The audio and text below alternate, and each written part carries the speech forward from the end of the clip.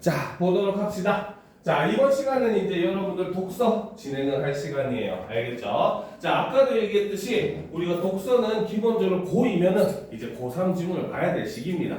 알겠습니까? 그래서 고3 때는 어차피 또 여러분들 더 어려운 지문도 충분히 많으니까 많이 볼 거고, 그래서 어느 정도 여러분들이 고3 지문에 익숙해져 있으면은 고2 지문은 솔직히 정말 쉽게 느껴질 거예요. 알겠죠? 똑같은 내용이라도 솔직히 고3 지문 같은 경우는 함정들이 좀 많이 있으니까 여러분들이 글을 좀 더 신중하게 접근할 수 있는 그런 기술들을 충분히 배울 수 있는 그런 근거가 될 수가 있습니다. 알겠죠? 그래서 오늘 준비한 거는 바로 작년이죠. 이제는 작년이지. 새로운 해가 됐으니까. 그래서 작년 2024년 고3 3월 교육청 모의고사를 이제 선생님 독서를 준비를 했어요. 알겠죠? 그래서 여기서 오늘은 한 2지문 정도 분석을 할 예정입니다. 알겠어요? 그래서 나머지 한 지문은 과제로 또 분석도 해보고 풀어오면 됩니다. 알겠죠? 자, 그러면 보도록 합시다. 자, 책상 위에 빨간 사과가 놓여있는 상황에 대한 사유 과정은 사과의 형태나 색깔이 감각기관을 통해 들어오고 이를 사과라고 인식하는 것이다 라는 거죠. 자, 일단 여기서 우리는 사유의 과정에 대해서 지금 사과를 예를 들어서 이 사람은 설명을 하고 있습니다. 그렇죠? 어떤 식으로 설명을 하느냐? 바로 대상의 형태나 색깔이 감각기관을 통해 들어오고 이것을 뭡니까? 인식하는 것이 우리는 사유 과정이다 라고 얘기를 하는 거죠. 자, 실제로 우리가 여러분들이 독서 지문을 맞이하게 되면은 물론 개념적으로 설명을 해주는 지문도 있지만 이런 지문과 마찬가지로 구체적인 대상으로 이제 그 개념적인 내용을 역으로 이제 설명을 하는 경우가 있어요. 알겠죠? 그러면 여러분들은 구체적 대상에 얽매이는 게 아니라 여기서 뭡니까? 개념적인 내용을 뽑아낼 수가 있어야 되는 거야. 알겠죠? 자, 그래서 여러분들한테 그 준 자료를 보면은 밑이나 이제 한 지문짜리는 옆부분에 다 빈칸으로 비워놨거든요. 거기다가는 선생님이 여기다 내용을 정리해주면 한번 필기를 해보라는 거야. 알겠죠? 근데 그 이유는 바로 뭐냐? 물론 여러분들이 모의고사 시험을 칠 때는 이렇게 막 정리하고 필기하고 할 시간은 없겠죠. 그죠? 하지만 자꾸 이렇게 정리하는 게 습관이 되게 되면 나중에는 여러분들이 선생님처럼 지문에다가 이렇게 표시만 하는 것으로서 머리에 그런 식으로 내용이 정리가 될 수 있는 겁니다. 알겠죠? 그래서 그런 걸 기술을 익히기 위해서 우리는 이제 정리를 자꾸 손으로 써보는 연습을 하는 거예요. 알겠죠? 자, 그러면 일단 우리는 개념을 잡아보도록 합시다. 자, 사유 과정이라고 하는 것은 바로 뭐다? 그렇죠? 바로 대상의 형태나 색깔이 감각기관을 통해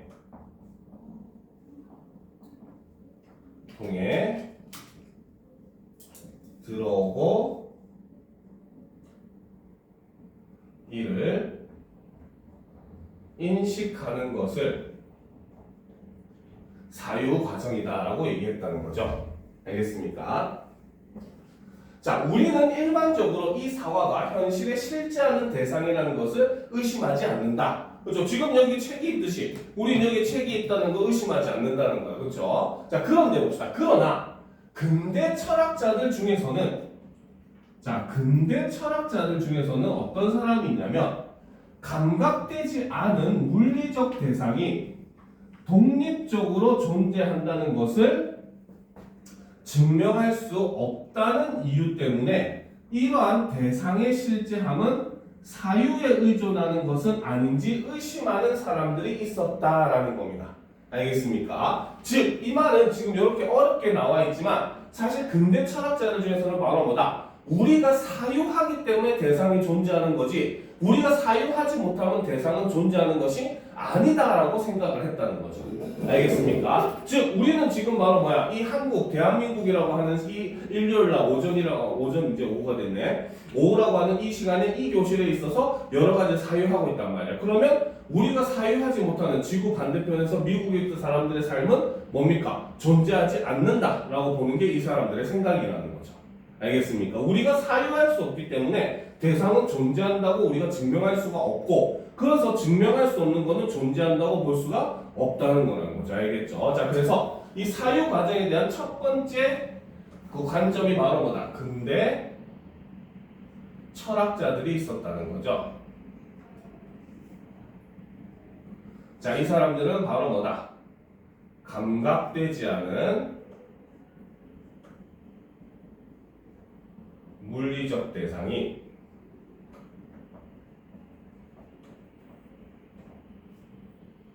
독립적으로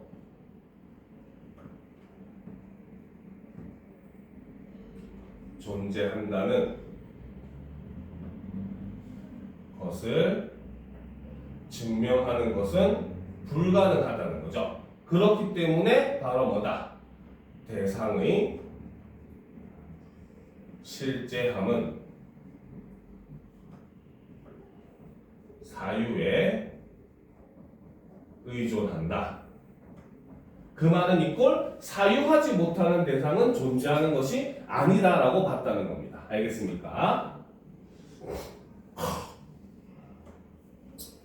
자, 이러한 의심을 바탕으로 한 여러 철학적 논변이 나타나면서 하나의 공통된 입장이 형성되었다. 그것은 인간의 사유와 독립한 존재가 실제하지 않으며, 그렇죠? 그래서 인간의 사유와 독립한 존재가 실제하지 않으며 사유와 대상이 따로 분리되어서는 어떤 것도 접근이나 이해가 불가능하다라는 입장. 요것이 만들어졌다는 거죠. 그래서 근대 철학자들은 바로 뭐다? 이꼴 인간의 사유와 독립한 존재가 실제하는 것이 아니고, 그렇죠? 그 다음 플러스 사유와 대상이 분리되어서는 어떤 것도 접근이나 이해가 불가능하다 라고 생각한 게 근대 철학자들의 생각이라는 거죠. 알겠습니까? 자, 현대 철학자 메야수는, 그렇죠? 자, 이러한 입장을 바로 상관주의라고 명명했다는가. 그렇다는 말은 메야수의 입장이 상관주의가 아니라는 거죠. 여기서 이 상관주의는 뭘 가리킨다? 바로 위에 있었던 근대 철학자들의 태도를 상관주의라고 메야수가 명령을 한 겁니다. 알겠죠? 그러니까 얘네들을 바로 뭐라고 한다? 상관주의라고 한다라는 거죠.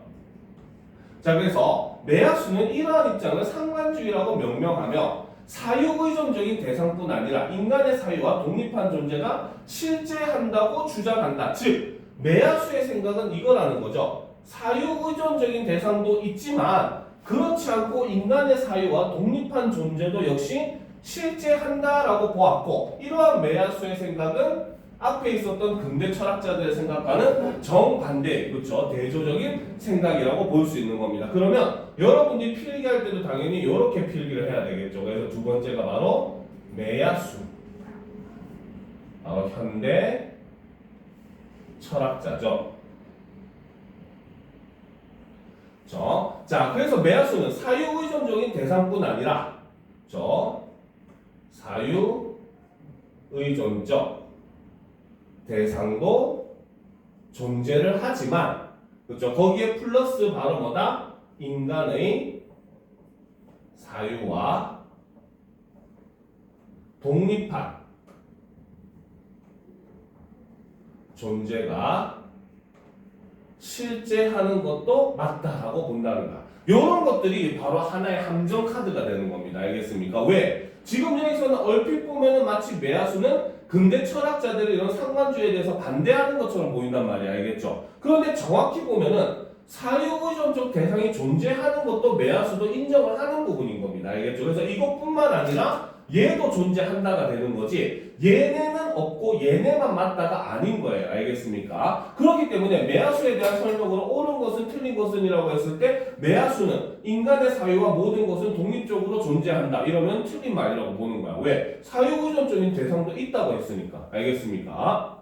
자, 그의 주장은 상관주의가 유럽 대륙 철학의 주요 입장 중 하나가 되면서 인간의 사유를 대상과 사유의 관계로 제한했다는 문제의식에서 비롯되었다. 메야수는 인간이라는 종의 출현에 선행하는 존재 전부를 선조적인 것, 그쵸? 바로 인간이라는 종의 출현에 선행하는 존재 전부를 바로 뭐라고 했다? 선조적인 것이라고 하면서, 그렇죠? 자, 인간의 사유와 독립한 존재가 실제함을 과학의 발견들이 드러낸다고 주장을 한다라는 거죠. 그래서 이 매야수가 주장한 것의 바로 첫 번째 것이 바로 뭐다? 선조적인 것이 존재를 한다는 거죠. 그렇죠? 선조적이라고 하는 것은 바로 뭐다? 인간이라는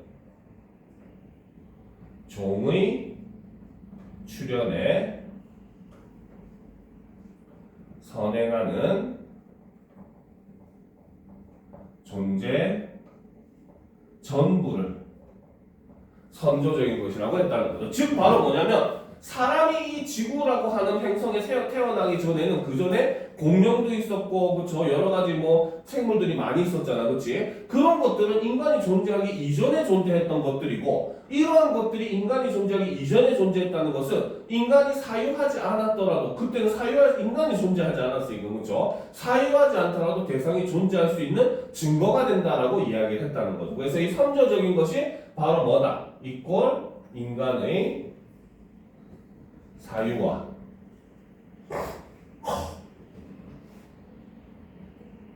독립한 존재다. 독감 때문에 죽은 거네. 그렇죠? 자, 가령 방사성 동위원소의 측정으로 46억 년 전에 최초의 지구가 존재했다라는 것이 입증되었다. 매야수에 따르면 이는 인간의 사유와 독립한 존재가 실제한다는 증거이다. 그리고 이를 부정하면 선조적인 것을 전제해야만 설명할 수 있는 것들과 충돌을 일으킨다고 보았다. 왜? 선조적인 것이 없으면 현재를 설명할 수 없는 것들도 있다는 거죠. 그렇죠? 그렇기 때문에 이 선조적인 것이 우리가 존재하지 않았다고 볼 수가 없는 것들이고, 그렇다는 말은 이것은 인간이 존재하기 이전에 존재했던 것들이기 때문에 이것은 인간의 사유와 함께 존재한다고 볼 수가 없는, 즉 인간의 사유와 독립적으로 존재하는 것들이다라고 볼 수 있다는 거죠. 알겠습니까? 자, 이렇게 인간의 사유와 독립한 존재가 실제한다고 주장한 매야수는 이러한 존재가 가능성을 가진 우연성이라는 특징을 가진다고 보았다. 그래서 바로 뭐다? 인간의 사유와 독립한 존재가 가지는 특징은 바로 뭐다? 우연성이라는 거죠. 그렇죠? 자, 이거 지워도 됩니까? 여러분들 밑에다 같이 이어서 필기를 하면 돼요. 선생님은 이제 자리가 없어서 지우고 그냥 적는 거지만. 자, 그래서 매야수 이론에서 우리가 두 번째로 봐야 될 것이 바로 뭐다? 바로 우연성이라는 거죠. 우연성이라고 하는 것은 바로 뭐다? 인간의 사유와 독립한 존재가, 그렇죠? 가진 일종의 가능성을 매야수는 우연성이라고 보았다는 거죠. 예를 들어 공전하는 달은 일식의 가능성을 가지는 것일 뿐 달의 공전이 일식과는 인과적인 필연성이 있는 것은 아니다. 태양의 변화로 일식이 나타나지 않을 수도 있기 때문이다. 이렇게 우연성을 가진 존재에 대한 그의 주장은 우리 인간이 이러한 존재가 가지는 다양한 가능성들에 대해 사유해야 한다는 것을 내포하고 있다는 거죠. 즉 바로 뭐다? 자연에 있는 인간의 사유와 사유에 의존하지 않고 독립적으로 존재하는 것들은 가능성을 가진 존재야. 얘가 어떤 식으로 변할지는 인간이 알 수가 없다는 거죠. 그래서 얘가 이렇게 변하기도 하고 저렇게 변하기도 하고 할 수 있는 거기 때문에 우리는 그 대상에 대해서 다각적인 측면에서 이해를 하고 이해하려고 노력해야 된다는 거죠. 그래서 매야수는 상관주의에서 부정하는 인간의 사유와 독립한 존재가 실제하며 이에 대해 사유할 수 있음을 논중했다. 또한 인간의 사유와 독립한 존재가 실제한다고 보는 그의 철학은 인간 중심적인 사유의 세계에서 벗어나 우리의 사유와 세계의 확장을 시도하는 것으로 볼 수 있다라고 얘기를 함으로써 마지막에 바로 뭐다? 매야수 철학의 의의를 제시를 하면서 그를 마무리를 하고 있다는 거죠.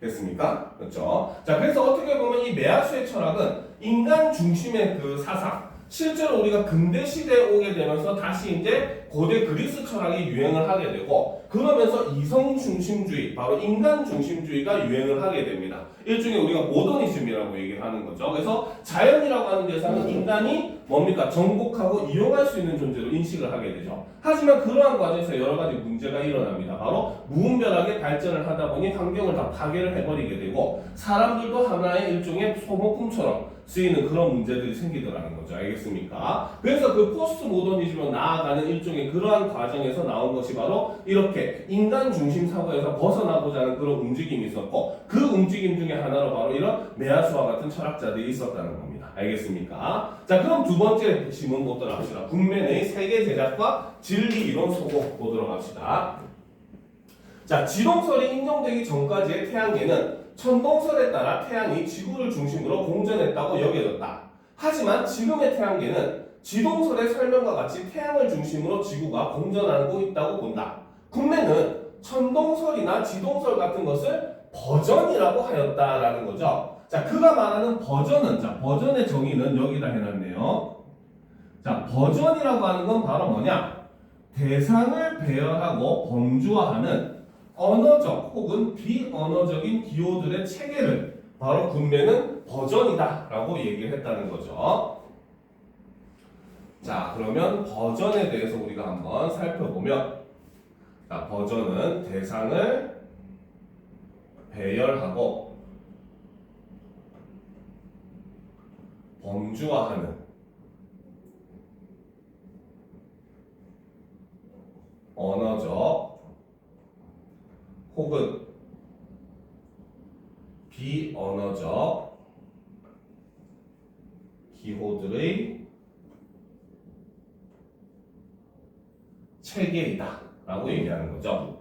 자, 태양을 신처럼 상징하는 그림과 같은 비언어적인 기호나 지구의 중력 때문에 사과가 떨어진다 같은 언어적 진술모들 일종의 버전에 따를 것이다. 아직까지는 버전이 뭔지 감이 안 오죠, 그렇죠? 자, 계속 보도록 합시다. 군맨은 이러한 버전들이 인간에 의해서 만들어지기 때문에 인간이 존재하던 모든 시기에 존재하며, 자, 버전의 특징은 바로 뭐다? 첫 번째는 바로 뭐다?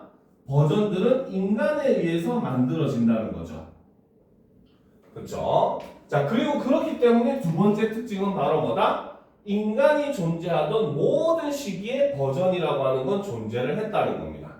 알겠죠? 그리고 이 버전들에 의해서 세 번째 특징은 바로 뭐다? 버전들에 의해서 세계가 구성된다 라고 보았다는 거죠.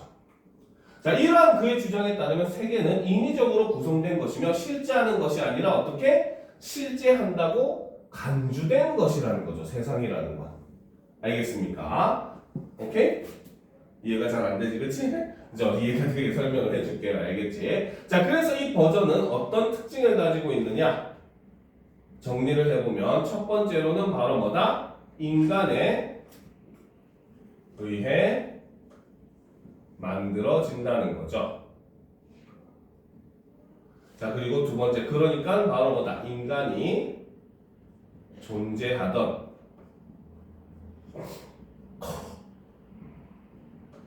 모든 시기에 존재를 했고, 그 다음 세 번째는 바로 뭐다? 이 버전들에 의해 세계가 구성이 된다. 이렇게 보았다는 거죠. 자, 그렇기 때문에 이 군맨에 있어서 군맨에게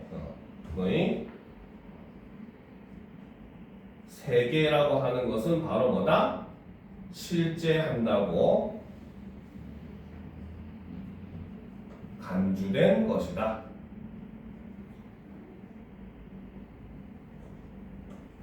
라는 거죠. 알겠습니까? 자, 이거는 바로 무슨 뜻이냐면은 사실 그렇게 어려운 내용은 아니긴 해요. 근데 이게 언어 철학적으로 나오니까 조금 어렵게 느껴지기는 하는 겁니다. 알겠습니까? 자, 예를 들어서 보도록 합시다. 자, 처음에 이제 우리가 그 중세 시대에는 그 천동설을 믿었어요. 이 이야기를 기준으로 했을 때, 그렇지? 천동설. 즉 지구가 세상의 중심이고 태양이나 별들이 지구를 중심으로 회전을 하는 게 이 세상이다. 왜? 이 지구는 뭡니까? 오직 그 하나님이 인간이라고 하는 특별한 존재를 위해서 만든 땅이고, 그렇죠? 그렇기 때문에 세상의 중심은 하나님의 특별한 선택을 받은 인간들이 되기 때문에 이 세상은 지구를 중심으로 돌아가고 있다라는 천동설을 믿었던 거예요. 알겠죠? 그런데 이제 어느 날 갈릴레이가 뭡니까? 그 지구가 오히려 태양이 가만히 있고 지구가 태양 주위를 돈다는 사실을 발견을 하게 됩니다. 알겠죠? 물론 그때 당시에는 갈릴레이의 말을 믿진 않았어요. 그렇지? 그래서 실제로 갈릴레이가 뭡니까? 재판에 나오면서 그래도 지구는 돈다 했다는 건 다 뻥카죠. 그렇죠? 실제로는 뭡니까? 아, 내가 계산해봤더니 이게 계산이 더 편해서 이렇게 얘기한 거다. 사실은 나도 잘 모른다. 이런 식으로 얘기를 했습니다. 알겠죠? 그래서 어쨌든 그때까지도 이제 천동설이 맞다고 믿었던 거예요. 알겠죠? 근데 그 후에 많은 과학자들에 의해서 점점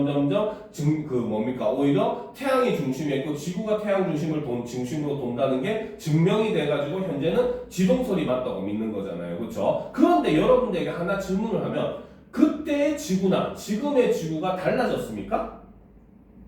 아니죠. 그때의 지구도 지금의 지구도 여전히 세상은 태양의 중심이 있고 지구는 태양을 중심으로 도는 8개의 행성 중에 하나일 뿐이라는 거죠. 알겠습니까? 하나일 뿐이라는 거죠. 세상이 변하진 않았어요. 알겠죠? 근데 그때 사람들은 세상을 바라보는 관점이 지구를 중심으로 하는 천동설이 맞다라고 믿었던 것이고 그 말은 그 천동설이라고 하는 건 그 시대의 우주를 바라보는 하나의 버전이었다는 거죠. 그렇죠? 그리고 그 버전이 시간이 지남에 따라 앞에 버전이 부정이 되고 지동설이 맞다라고 하는 버전이 이제 맞아진 지금의 세상은 바로 뭐다? 지동설이 맞다라고 생각하는 사람들이 얘기하는 버전이 지배하는 세상이라는 겁니다. 알겠죠? 즉 우주를 바라보는 관점도 바로 뭐다? 이 버전에 의해서 사람들이 생각을 하고 인식을 한다는 겁니다. 실제로 우주는 변한 게 없지만 무슨 말인지 알겠죠? 만약에 후대에 더 과학이 발달해가지고 지금 우리가 지구는 태양을 중심으로 이렇게 돈다라고 생각하지만 이게 아닐 수도 있는 거예요. 나중에 되면. 그때는 새로운 버전, 일종의 천동설이 버전 1.0이었으면 지동설이 버전 2.0이 될 것이고 나중에는 3.0 버전이 나올 수 있을 거 아니야. 그렇지? 일종의 그런 개념이라고 생각을 하면 되는 겁니다. 즉 버전이라고 하는 건 어떤 시대를 지배하는 사람들의 그런 생각이라고 얘기를 하면 되고 알겠죠? 그 생각을 통해서 사람은 사유를 하다 보니까 그것이 옳다라고 생각을 한다는 거죠. 그러니까 국민에게 있어서 세계는 바로 뭐다? 실제하는 게 아니라 사람들이 이렇게 실제한다라고 생각하는 것일 뿐이라는 겁니다. 지금은 우리가 아까도 얘기했듯이 지동설이 맞다고 생각하지만 나중에는 지동설이 틀렸다고 할 수도 있는 거예요. 알겠습니까? 그렇기 때문에 이거는 사람들이 실제한다고 생각하는 것이다 라고 봤다는 거죠. 알겠죠? 그래서 따라서 그의 관점에서 세계는 절대적인 것이 아니라 어떤 것? 상대적인 것이다 라고 얘기했다는 거죠. 자, 그러면 여기서 우리는 한 가지를 좀 짚고 넘어갈 필요가 있죠. 우리가 바로 앞부분 그래서 보면은 근대 사상 철학자들과 매야수의 철학을 서로 비교했잖아. 그렇지? 국매는 근대 철학가의 생각과 같을까요? 매야수의 생각과 같을까요? 여기까지만 딱 봤을 때 국매는 바로 뭐라고 했어? 세계는 실제한다고 간주된 거라고 했잖아. 이거는 매야수의 생각일까? 근대 철학가들의 생각일까? 실제한다고 간주된 거. 매야수? 아니죠. 매야수는 인간의 인식과 독립적으로 존재하는 것들이 있다라고 얘기했잖아. 그렇지? 그 말은 인간의 사유와 관련이 없이 실제한다는 뜻입니다. 알겠습니까? 그런데 국매는 뭐야? 세상을 바라보는 건 오로지 인간의 생각이라고 하는 잣대에 의해서만 결정이 된다. 그러니까 이것을 똑같은 걸 보더라도 이해는 인간의 생각에 의해서 달라진다. 그렇기 때문에 이 모든 것들은 인간의 사유에 의해서만 존재한다라고 본다는 거죠. 그러니까 이 국면의 생각은 이꼴 앞에서 얘기하는 일종의 그렇죠? 상대주의 맞나? 갑자기 까먹었다. 앞에서 얘기했던 상관주의 그렇죠? 바로 상관주의의 입장을 따르고 있는 게 바로 이 국면의 생각인 겁니다. 이런 것들이 우리가 복합지문을 해결해 나가는 방식이에요. 알겠습니까? 바로 앞글과 연관성을 자꾸 생각을 해줘야 되는 겁니다. 알겠죠? 그래서 여기서도 얘기한 바로 뭐야? 국내는 뭡니까? 세계는 절대적인 것이 아니라 상대적인 것이라고 얘기했잖아. 그리고 규주할 세계는 인위적으로 구성된 것이며 실제 하는 것이 아니라고 얘기했잖아. 그렇지? 그죠? 아까 매화수는 분명히 인간의 사회와 독립한 존재가 실제 한다라고 얘기했는데 얘는 실제 하는 것이 아니다라고 얘기하니까 매화수와 반대되는 입장, 즉 상관주의의 입장이라는 겁니다. 알겠죠? 따라서 그의 관점에서 세계는 절대적인 것이 아니라 상대적인 것이다. 예를 들면 태양을 태양계의 중심이 되는 항성으로 구성하는 버전이 없던 시기에는 태양은 신이라는 범주로 분류되었을 수 있다. 여기서 태양이 항성으로 존재하게 된 시점은 태양이 태양계의 중심이 되는 항성으로 구성된 버전에 의해 결정된다. 이에 따르면 위의 예는 세계의 존재 시점이 버전에 의해 구성된 시점에 의존하게 됨을 나타낸다. 이는 인간의 사유와 독립한 존재는 실제할 수 없다. 결정적으로 못을 박아버리죠. 그렇죠? 그래서 매화수는 지금 상관주의의 입장을 따르고 있다라고 못을 박아버린 겁니다. 그죠? 자, 봅시다. 매화수란다. 군매는. 자, 세계에 대한 군맨의 입장은 버전의 다양성과 상대성을 허용하고 있다라는 거죠. 자, 이 군맨의 이제 특징은 좀 지워도 되겠죠? 자, 이 군맨은 어떤 또 특징이 있느냐? 자, 바로 뭐다? 군맨은 버전의 다양성과 상대성을 허용을 한다는 거죠.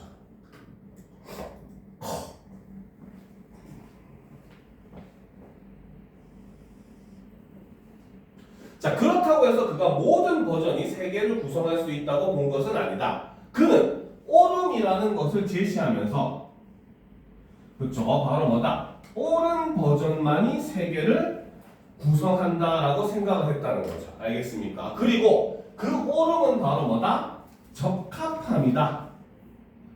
옳음이라고 하는 건 적합함이다라고 얘기했다는 거죠. 그래서 적합함으로 버전의 옳음을 판단한다.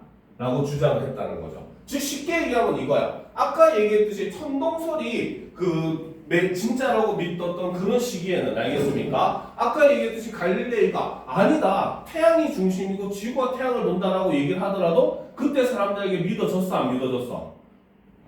안 믿어졌잖아. 그때 사람들 안 믿었잖아요. 심지어 그 갈릴레이는 종교 재판을 받아가지고 거기서 살아남기 위해서 거짓말을 했습니다. 실제로 자기는 뭔가 내가 계산해보니까 이게 편해서 그랬던 거지 이게 진짜라고 얘기하지 않았다 이렇게 얘기합니다. 알겠습니까? 그러니까 그때 당시에는 갈릴레이의 그 지동설은 받아들여지지 않았어요. 알겠죠? 그러면 그때 당시에 갈릴레이의 말은 버전이 아니었다는 겁니다. 무슨 말인지 알겠습니까? 그때는 천동설이 버전이었다는 거죠. 알겠죠? 그러다가 나중에 여러 가지 과학적으로 증명이 되니까 세상이 이제 지동설이 맞다고 믿게 되고 이제는 지동설이 올바른 버전, 북맨이 얘기하는 일종의 옳음의 버전이 되는 거라는 거죠.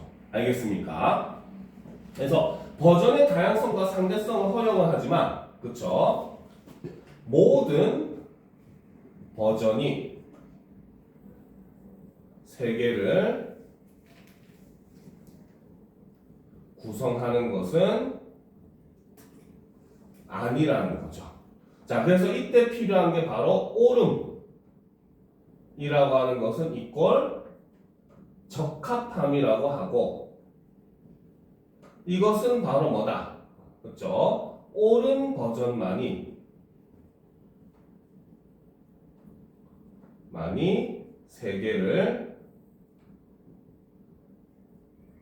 구성을 한다 라고 봤던 거죠. 자, 그래서 적합함이라고 하는 것은 바로 뭐다? 실용, 범주, 체계, 세계에 대한 설명적인 측면에서 버전이 적합해야 한다. 자, 적합함은 실용, 범주, 세계에 대한 설명적인 측면에서 버전이 적합해야 한다. 즉, 좀 더 쉽게 말하면은 시대의 사람들에게 받아들여질 수 있어야 된다. 대다수의 사람들에게. 이런 개념으로 보시면 됩니다. 알겠죠? 예를 들어 16세기 유럽의 서구에서 천동설이 옳은 버전이었던 것을 들 수 있다. 천동설은 사회적 종교적 관점에서 유용했으며 그렇죠? 왜? 종교는 하나님이 인간을 특별한 존재로 만들었는데 특별한 존재가 사는 별이 특별한 별이 아니라 저 우주의 저 구석탱이에 처박혀 있는 그런 변두리 별이라고 하면은 사람들이 종교가 옳다라고 생각을 안 하는 거 아니야, 그렇지? 그러니까 종교적인 측면에서 봤을 때는 지동설보다는 천동설이 더욱더 설득력이 있었던 거죠, 알겠죠? 그러니까 사회적 종교적 관점에서 유용했으며 별의 운동에 대해 적합하게 범주화되었다. 또한 지구의 움직임을 사람들이 느낄 수 없다는 점에서 별의 운동에 대한 설명으로 적합했다. 하지만 후대에 지동설이 옳은 버전이 되었던 것처럼 오름에 대한 기준은 절대적이지 것이 않다는 것이 굿맨의 입장이다. 그렇기 때문에 바로 뭐다? 오름에 대한 기준은 절대적이지 않은 이라고 하는 게 굿맨의 생각이라는 거죠. 그래서 그는 세계를 구성하는 것은 어려운 일이라고 했다. 버전에 대한 굿맨의 주장은 오름으로 인정받은 다양한 버전들이 만들어지고 이에 따른 다양한 세계들을 인정하는 것이다. 그는 이렇게 되어야 세계에 대한 인간의 이해가 더욱 향상된다고 생각했기 때문이다. 그래서 굿맨은 어떻게 보면 뭐다? 상관주의와 매화수 그 사이의 어떤 그런 철학이라고 볼 수 있는 건데 어쨌든 기본적으로는 상관주의에 좀 더 가까운 발전된 상관주의의 모습을 보여주는 게 굿맨의 입장이었다는 겁니다. 알겠습니까? 그래서 가와 나그는 이런 방식으로 우리가 엮어서 볼 수 있다는 거죠. 알겠죠? 자, 그 다음 두 번째 지문으로 넘어갑시다. 바로 센서 물리학. 자, 여러분들이 싫어하는 과학기술 지문이죠.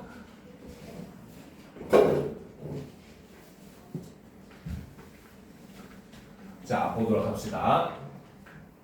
자, 디지털 카메라는 피사체에 반사된 빛이 렌즈를 통해 이미지 센서에 피사체의 상이 맺히도록 만들고 이 상을 이미지 데이터로 변환하여 한 장의 사진으로 저장한다라는 거죠. 이미지 센서에는 상이 맺히는 곳은 많은 수의 아주 작은 화소가 격자 모양으로 배열된 화소 평면이다.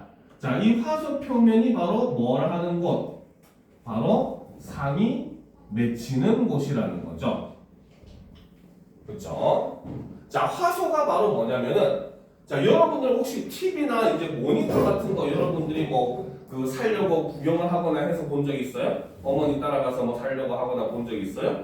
그런데 보면은 모니터나 혹은 뭐 여러분들 컴퓨터 쓸 때도 그런 거 있어. 뭐 뭔가를 막 설정을 할 때 모니터 설정해 보면은 뭐 1980 곱하기 1260 막 이런 숫자도 있는 거 봤잖아. 그치? 그죠? 이런 거 못 봤어요? 혹은 이런 말을 들어봤잖아. FHD, QHD, WHD,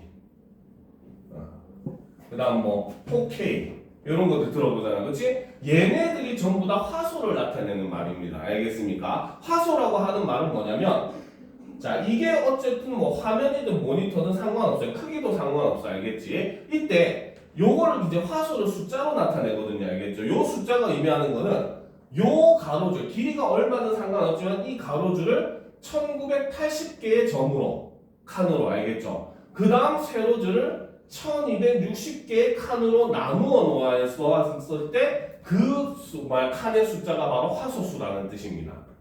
알겠습니까? 그러니까 뭐 100만 화소, 200만 화소, 1억 화소 막 하잖아요. 그렇죠? 그러니까 1억 화소는 바로 뭐야? 요만한 네모 칸 안에 1억 개의 칸이 나눠져 있다는 겁니다. 무슨 말인지 알겠습니까?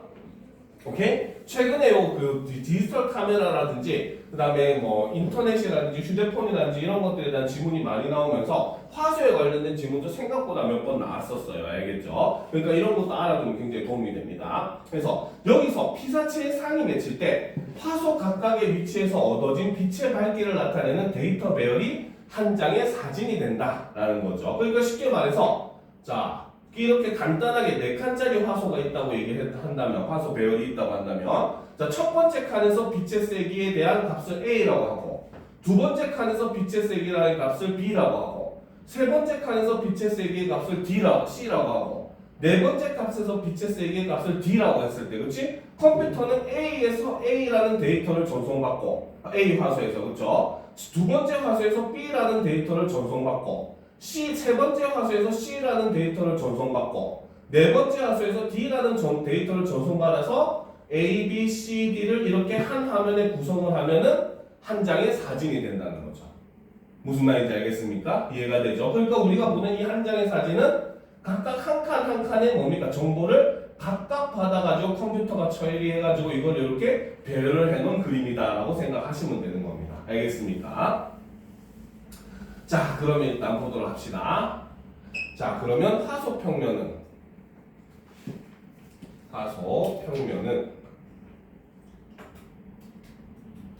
바로 이미지 센서에서 상이 맺히는 곳이고, 그렇죠? 자, 이것은 바로 뭐다? 아주 작은 화소가 격자 모양으로 배열이 된 이런 형태다. 격자라고 하는 게 아까 얘기했듯이 이런 거, 이런 식으로 칸이 나눠져 있다는 겁니다. 알겠죠? 자, 화소는 빛에 반응하는 소자로, 자, 여기서 이제 다시 화소를 한 번 더 정리를 해주고 있죠. 화소라고 하는 건 바로 뭐다?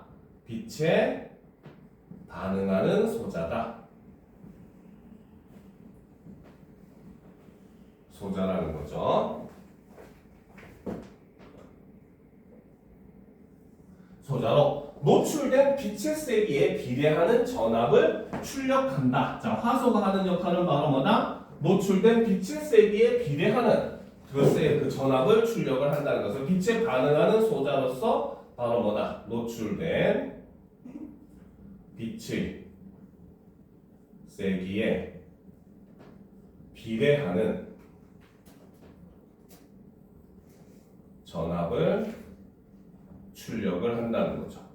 그러면 약한 빛이 들어가지고 어둡게 한 부분에서는 약한 전압을, 그죠? 강한 빛이 쬐어가지고 이제 환하게 비춰진 부분은 강한 전압을 쏘는 거야, 알겠지? 그러면 컴퓨터 두뇌는 어떻게 그 정보들을 받아가지고 얘는 전압이 강하네? 밝게. 얘는 전압이 약하네? 어둡게. 이렇게 표현을 할 수 있다는 거야. 한 칸 한 칸을. 알겠습니까? 이해가 되죠? 안 되는 표정인데. 됩니까, 진짜로? 오케이? 자, 일단 계속 보도록 합시다. 자, 화소를 여러 개 묶어서 마치 하나의 화소처럼 쓸 수도 있는데, 동일한 화소를 여러 개 묶어서 사용하면 하나를 사용할 때보다 약한 빛도 검출할 수 있다. 만일 빨강, 초록, 파랑의 서로 다른 파장의 빛에 반응하는 화소를 묶어 한 개의 화소를 구성하면 색깔을 구별할 수 있다. 이미지 센서의 해상도는 화소 평면의 면적에 대한 화소 전체 개수의 비율로 나타내는데, 자, 여기서 보면 이미지 센서의 해상도에 대한 내용도 나오네요. 자, 이 해상도라고 하는 것은 바로 뭐다? 화소 평면의 면적에 대한 화소의 전체 개수의 비율이다 라는 겁니다. 자, 그러면 이제 여기서 이미지 센서의 해상도는 바로 뭐다? 화소 평면의 면적에 대한 분의 화소의 전체 개수의 비율로 이렇게 나타낸다는 거죠. 알겠습니까? 그래서 1억 화소짜리는 바로 뭐다? 그 평균적인 기준 면적, 화소 평균 기준 면적에 1억 개의 칸이 들어가 있다라고 생각을 하면 되는 거예요. 알겠죠? 우리가 보통 쓰는 휴대폰이 5천만에서 뭐 S24 울트라 같은 거는 1억 뭐 700만 화소인가 이렇게 들어가 있잖아. 그렇지? 그 말은 그 조그마한 단위 면적 안에 1억 700만 개의 점이 있다는 칸이 있다는 겁니다. 알겠습니까? 그래서 이 값이 클수록, 그래서 이미지 센서의 해상도는 바로 뭐다? 자, 이것은 해상도가 클수록 바로 어떻게 세밀한 이미지를 얻을 수가 있는 거예요. 알겠습니까? 자, 그러니까 좀 더 화소에 대해서 쉽게 얘기를 하면은, 화소는 여러분들 텔레비전이나 아니면 모니터에 있는 한 칸 한 칸의 작은 칸이 알겠지? 그 말은, 자, 예를 들어서 보도록 합시다. 자, 요만한 화면에 화소가 9개 존재하는 모니터가 있다고 봅시다. 알겠죠? 이 모니터가 여기서 이렇게 곡선을 표시하려면 어떻게 표시해야 돼? 요렇게 요 칸을 까맣게 칠하고, 요 칸을 까맣게 칠하고, 요 칸을 까맣게 칠해가지고 마치 마인크래프트 캐릭터처럼 요렇게 표시를 해야 되는 거야. 무슨 말인지 알겠죠? 그런데 똑같은 면적의 화면인데 얘는 화소가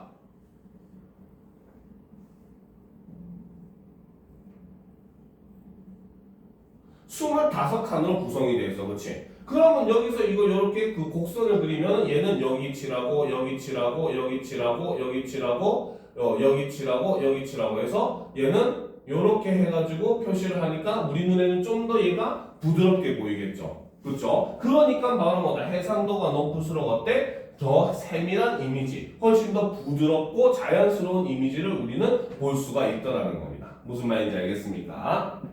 자, 그 다음 보도록 합시다. 자, 디지털 이미지를 얻기 위해서는 각 화수에 노출된 빛의 세기를 데이터로 변환해야 되는데 이를 위해 화수를 아날로그 디지털 변환기에 연결하여 화수의 출력 전압에 해당하는 크기를 나타내는 데이터로 바꾼다. 즉, 아날로그 디지털 변환기가 하는 역할은 바로 뭐다? 바로 각 화수에 노출된 빛의 세기를 데이터로 변환을 하는 역할을 하는데 얘는 화소의 출력 전압에 해당하는 크기를 나타내는 데이터로 내용을 바꾸어주는 역할을 한다는 거죠. 알겠습니까? 자, 그러면 세 번째 뭡니까? 그 부품이 바로 뭐다? 아날로그 디지털 변환기가 있고 이것을 우리는 ADC라고 한다는 거죠. 그래서 이 ADC가 하는 역할은 바로 뭐다? 자, 화소에 노출된 빛의 세기에 의해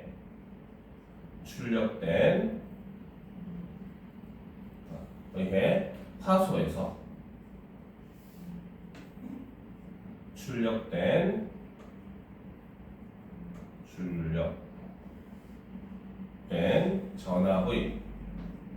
전압에 해당하는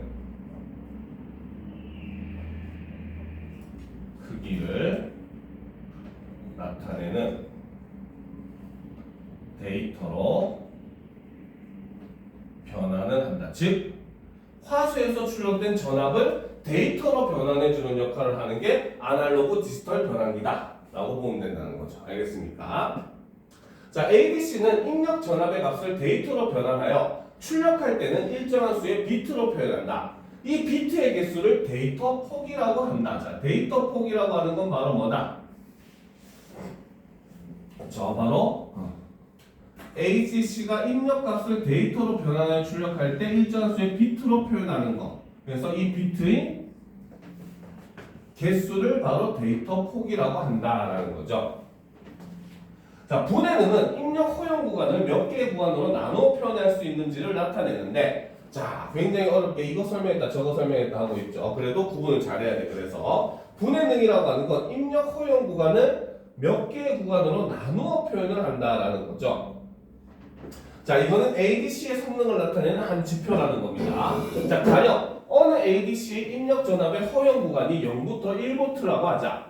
만일 화수의 출력 전압에 대해 ADC의 데이터 폭이 1비트면 빛의 세기를 0.5V를 기준으로 0V부터 0.5보다 작은 구간은 흑으로. 자, 그러면 이게 예를 들어서 이제 설명을 하는 거죠. 자, 이때 데이터 폭이라고 하는 게 있는데, 자, 데이터 폭이라고 하는 것은 바로 뭐다? 그렇죠? ADC가 입력된 전압값을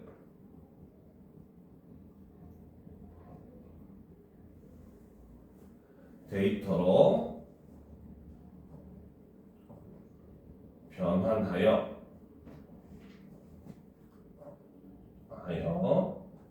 출력할 때 일정한 수의 비트로 표현을 하고, 그렇죠? 이때 비트의 수를 우리는 데이터 폭이다 라고 한다는 거죠. 알겠습니까? 자, 그리고 이 데이터 폭을 나누는 게 바로 기준이 되는 게 사실은 분해능이라는 거죠. 알겠습니까? 오케이. 자, 그래서 지금 여기서 설명을 보게 되면 예를 보면, 그렇죠? 자, 0부터 1V를 나타내주는, 그치? 1V가 바로 일종의 전압 허용 구간이다. 구간이라고 했을 때, 그쵸? 자, 이거부터 하자. 만일 화소의 출력 전압에 대해 ADC의 데이터 폭이 1비트면은, 자, 이 경우 데이터 폭이 1비트면은, 그렇죠? 자, 이거는 어떻게? 자, 0으로 절반을 나누어서 이게 0.5, 1이 되겠죠, 그렇죠? 그래서 요 구간을 흑, 요 구간을 백, 이렇게 두 가지 색으로 표현을 한다는 겁니다. 알겠습니까? 자, 그런데 뭡니까? 그래서 빛의 세기를 0.5V를 기준으로 0부터 0.5보다 작은 구간은 흑으로, 0.5부터 1V까지 구간은 100으로 2단계로 명암을 구별한다는 거죠. 만일 데이터 폭이 2비트면은, 알겠습니까? 자, 이때는 뭡니까? 절반을 나누면 한 번 더 절반을 나눠주는 거야. 알겠죠? 그러니까 얘는 색깔을 어떻게? 똑같이 0부터 1인데 절반 한 번 나누고 두 번째 비트로서 한 번 더 절반씩을 나눠주는 거야. 알겠죠? 그러면 이 기준 0.25를 기준으로 0.5를 기준으로 0.75를 기준으로 이렇게 나눴을 때 네 가지 색깔을 표현할 수가 있더라는 겁니다. 알겠습니까? 여기선 1비트면은 흑백의 두 가지 색깔을 표현하는 것이고 2V면은 뭡니까? 네 가지 단계의 색깔을 표현을 할 수 있다는 거죠. 알겠습니까? 그러면 4V면은 4비트면은 8비트면은 어떻게? 그렇죠. 이게 지금 점점 배수로 증가를 하게 되는 겁니다. 무슨 말인지 알겠죠? 그래서 이런 식으로 지금 4비트면 16단계, 8비트면 256단계로 서로 다른 밝기의 명암으로 구분해서 데이터를 출력할 수 있다는 거죠. 그럼 이 데이터 폭이 하는 역할은 바로 뭐다? 이미지의 명암을 결정을 하더라는 거죠. 알겠습니까? 그러니까 분해 능도 바로 뭐야? 이미지 센서의 성능을 나타내는 지표가 될 수 있는 게 바로 뭐다? 얼마나 세밀한 명암 표현이 가능한가도 하나의 이미지 센서의 그 성능을 나타내는 지표가 될 수 있다는 거죠. 알겠습니까? 자, 따라서 데이터 폭이 넓은 ADC를 쓰면 세밀한 명암의 표현이 가능한 이미지를 얻을 수 있다. 한편 ADC가 입력된 전압을 데이터로 바꾸는 데는 일정한 시간이 걸리는데 이를 변환 시간이라고 하며, 그렇죠?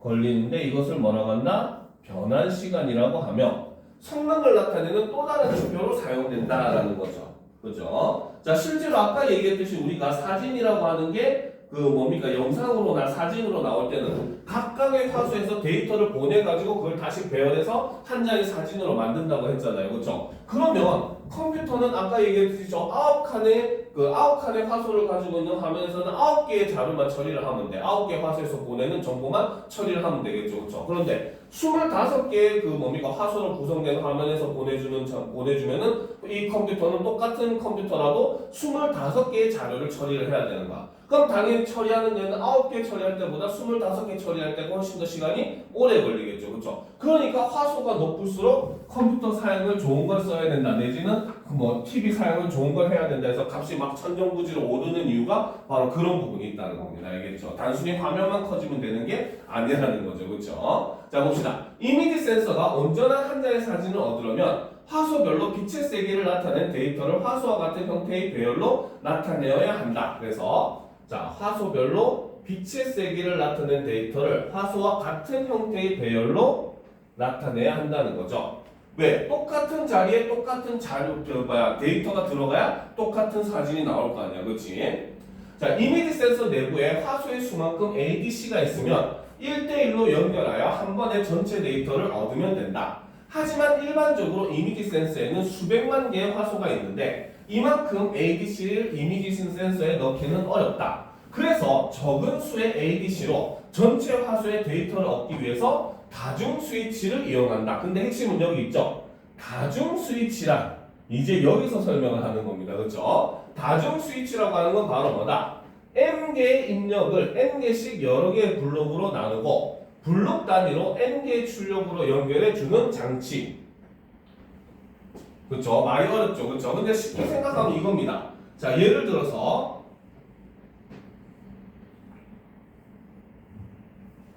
자, 이렇게 16칸짜리 이제 화소가 화면이 있다고 생각을 해봅시다. 알겠죠? 근데 이 컴퓨터가 가지고 있는 ADC는 4칸짜리밖에 안 돼. 알겠습니까? 그러면 ADC는 먼저 여기에 이 자리에 위치해가지고 각각의 화소에서 A, B, C, D 4개의 저희 데이터를 컴퓨터에다가 이렇게 전달을 하겠죠. 그렇죠? 그러면 얘가 이걸 인식을 했으니까 이제는 옆으로 옮기는 거야. 그래서 옆에서 이제 뭡니까? A, B, C, D, E, F, G, H라고 하는 정보를 여기에 컴퓨터 두뇌에 다시 한 번 더 전송을 합니다. 알겠죠? 그리고 이제 다시 또 밑에 와가지고는 I, J, K, L 해가지고 요 4개의 정보를 또 다시 요렇게 I, J, K, L 이렇게 보내고, 그쵸? 그 다음에 또 이제 옆으로 이동해서 M, N, O, P 라고 하는 4개의 정보를 M, N, O, P라는 정보를 이렇게 다시 전달해. 그치? 그럼 컴퓨터는 다시 이거를, 얘는 요쪽 편에서 왔기 때문에 요 배열은 여기다가, 요거는 이쪽 편에서 왔기 때문에 요 배열은 여기다가, 얘는 여기서 왔으니까 요 배열은 여기다가, 얘는 여기서 왔으니까 요 배열은 여기다가 구현을 이렇게 해야 되겠다 하면은 원래 이미지랑 같은 이미지가 여기가 이렇게 만들어지게, 배열이 만들어지겠죠. 그렇죠? 바로 그걸 얘기를 하는 겁니다. 그래서 한 번에 다 처리 못하니까 나누어서 처리를 하더라는 거죠. 그걸 다중 스위치라고 한다는 겁니다. 알겠죠? 자, 이때 n은 m과 같거나 m보다 작아야 한다. 당연하죠. 얘보다 이게 더 크면은 한 번에 처리하면 되는 거죠. 그만큼 비효율적인 게 없을 거 아니야, 그렇지? 이게 너무 많으니까 어떻게 이걸 효율적으로 처리하기 위해서 나누어 처리하는 거잖아, 그렇죠? 그럼 당연히 ADC가 ADC에서 하는 다중 스위치는 더 크기는 작을 수밖에 없겠지, 알겠죠? 자, 화소 평면이 전체 화소의 순서에 따라 일정 개수로 묶은 블록으로 나누고, 여기서는 지금 4블록으로 나눴잖아, 그렇지? 그죠? 그래서 블록으로 나누고 있어. 요 묶음을 하나의 블록이라고 생각하면 돼요. 그죠? 그래서 블록으로 나누고 이것을 다중 스위치를 통해 순서대로 여러 번 ADC로 보내 블록 단위로 데이터로 바꾼 다음 이것을 차례로 다시 모으면 한 장의 사진이 완성이 된다라는 거죠. 그러면 다중 스위치 정리를 합시다. 자, 다중 스위치는 그렇죠? 자, M개의 입력을 N개씩 여러 개의 블록으로 나누고 블록 단위로 N개의 출력으로 연결해 주는 장치라는 거죠. 자, 이때 우리가 주의할 것은 바로 뭐다? n은 m보다 작거나 같아야 한다라는 거죠. 알겠습니까?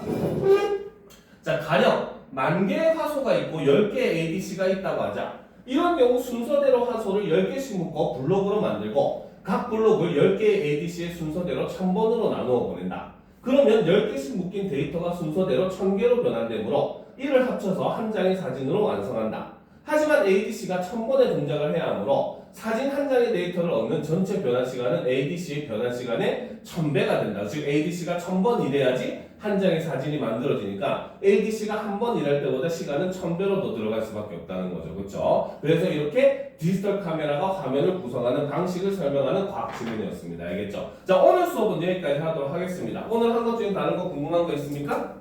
없어요? 그렇죠? 자, 오늘 수업은 여기까지 하겠습니다.